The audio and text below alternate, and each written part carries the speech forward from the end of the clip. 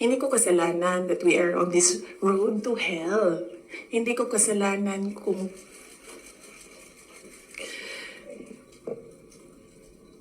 hindi marunong.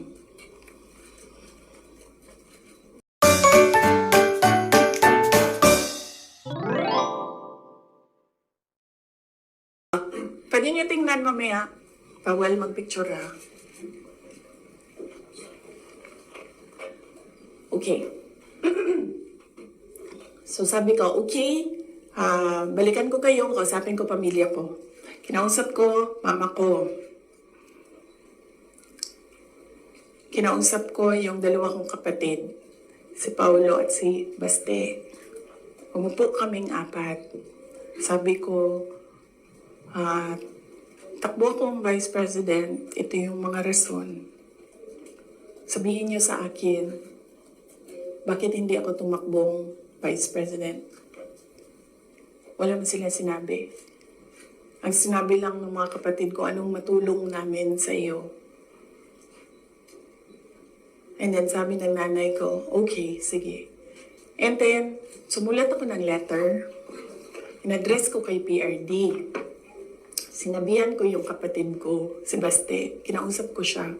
Sabi ko sa kanya, kaya mo ba ang gawing number 3 itong Davao City? Kaya mo bang saluhin? Kasi kung hindi mo gusto, di mo pa kaya, hindi ako tatakbong Vice President. Sabi ng kapatid ko, kaya ko, gagawin namin. Okay, tumakbo kang Vice President. So sabi ko sa kanya, okay, we're okay with you. Pakidala nitong sulat kay PRD.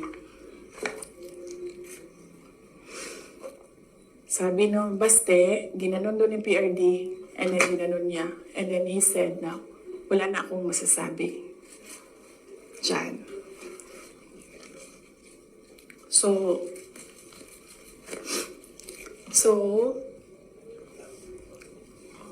okay lang, sir, kasi kung babaan ninyo, masyado tayong madami dito, iinit siya. So,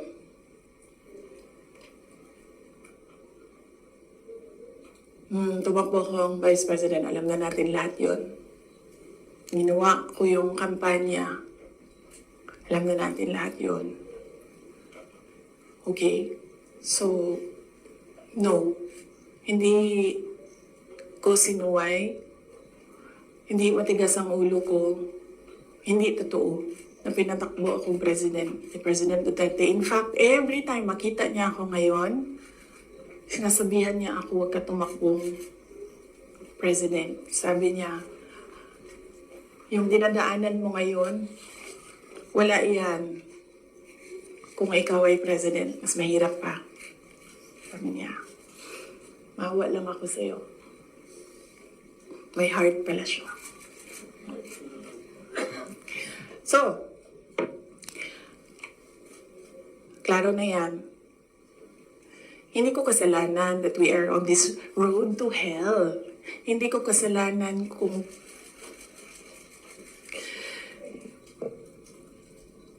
hindi marunong.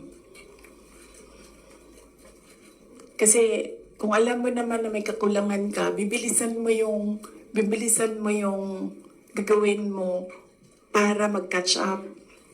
Hindi ka naman uupo lang doon na parang, may kakulangan talaga ako, ganun talaga. Hindi ganyan. So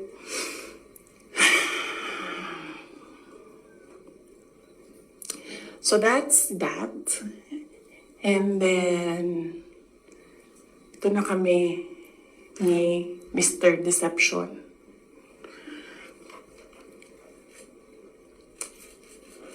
Sabi ko sa kanya, dalawa lang.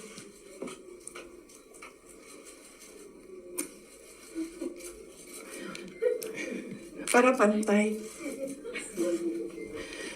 Dalawa lang. Sabi ko, dalawa lang.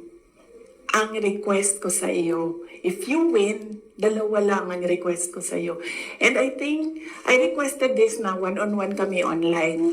Pero meron akong nabasa somewhere na merong nakikinig sa side niya. Kasi nag-post yung taong yon. Pero yun yung request ko at the time. Kami lang dalawa. Sabi ko sa kanya, pag nanalo ka, dalawa ang hingin ko sa'yo. Unang-una, yung trabaho ko. I want to work sa security sector. Kasi there will never be development kung hindi solid ang security backbone mo. Hindi ko sinabi sa kanya yan. Pero, tinanong niya ako, bakit Department of National Defense? Sabi ko sa kanya, kasi karamihan naman ng problema ng insurgency, ng terrorism, nandyan yan sa Mindanao. Kinalakihan ko yan, naiintindihan ko siya. In fact, nung bumaba ako, insurgency-free na ang Davao City. So, naiintindihan ko siya. Yan yung gusto ko na trabaho. He said, readily, he said yes.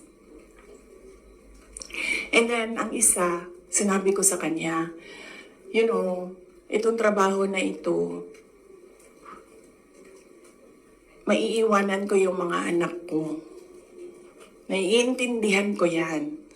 Handa ako dyan. Pero humihingi lang ako ng tulong sa iyo na suportahan mo yung air travel ko.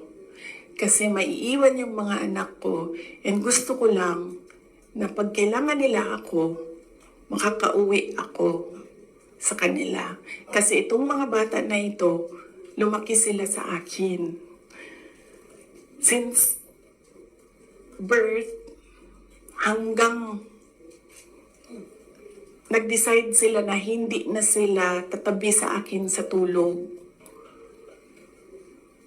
Nasa akin sila gabi-gabi. Except pag wala ako sa bahay dahil sa trabaho. So, pag sa bata kasi, hindi naman niya maintindihan na, oh anak, I have to consecrate myself into the service of the nation. Hindi mo naman pwede sabihin sa bata, yun din, maiintindihan yun. So sinabi ko sa kanya, supportahan mo lang yung air travel ko because I need to go home to my children. Kasi kahit na Vice President ako, gusto ko pa rin na maalala nila na nandyan yung nanay nila dahil sa loob ng bahay. Hindi naman Vice President tingin sa akin ng mga anak ko. Just plain, Mama, may kailangan ako. Mama, may problema ako. Sabi niya, yes. Dalawa lang yun. Sabi niya, yes. In fairness, hindi siya yung nag-umindi sa DND. Hindi totoo yan na hindi binigay sa akin. Binigay yan. Nung nanalo na, sinabi ko na ito dati, ulitin ko lang. Nung nanalo na kami, nakita ko yung boto. And then I realized, sabi ko, gagawin talaga ng mga tao na ipaaway kami para masira yung partnership. Yun talaga ang gagawin. Lalong-lalo na ng mga yellow, ng mga liberal. Kasi yun yung gusto nila. So sabi ko, they will exploit this. And dahil nasa DND ako, araw-araw ako pagdududahan. Anong ginagawa ng babaeng yan dyan? So na ginabuhat. Asam na siya gaadto. Planning ako dita. Planning to overthrow the government. Kasi DND yan. Hawak mo ang military. So sabi ko sa sarili ko, ayaw ko na magtrabaho ng ganun. Na araw-araw ka pinag-iisipan na meron kang gawin. Samok ra siya ba? Magtrabaho ka, unya na pa ingana nga intriga. Madaot lang imuhang kamada. So ingon ko, sabi ko sa kanya, pwede ba ako lumibat sa education? Kasi 3 naman yung plataforma ko. Mapayapang pamumuhay, trabaho, edukasyon.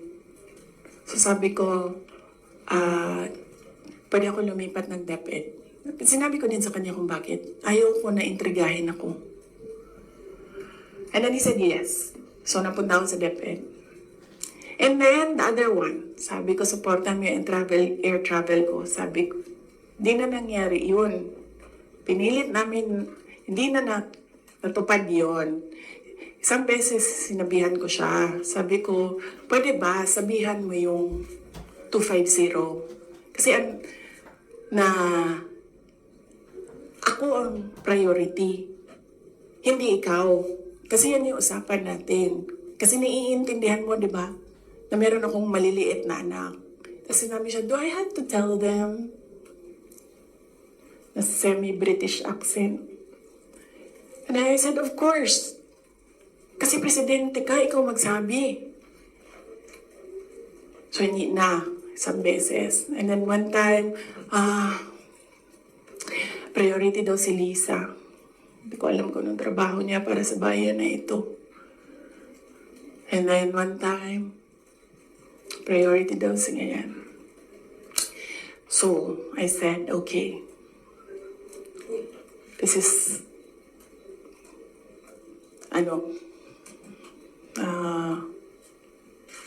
some form of insincerity. Okay, wala naman problema yan. Maliit na bagay lang yan kasi akin. Problema ko lang naman yan, di man yung problema ng bayan. Problema ba ng bayan? Paano ako babiyahe? Di naman. So, maliit na bagay. Ako na gagawa ng paraan para ako maging nanay. Hindi na ninyo problema yan. Maliit na bagay lang yan. Okay. So, that was that. That was personal sa aming dalawa. And then, dito na tayo sa DepEd. Alam niyo na yon, diba? Sinabi ko na sa inyo ang budget ng DepEd. Question?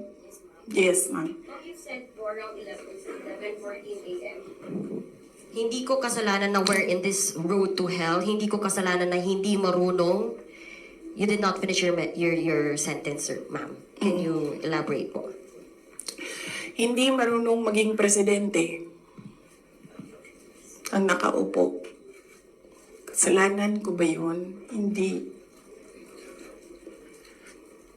Ba't sinasabi ng mga tao, kasalanan mo kasi hindi ka tumakbo, ikaw sana yung presidente, hindi siya. But then I said, maaga ako nagsabi na hindi ako tatakbo for president. May madaming mga negative tuon sa listahan. Okay, so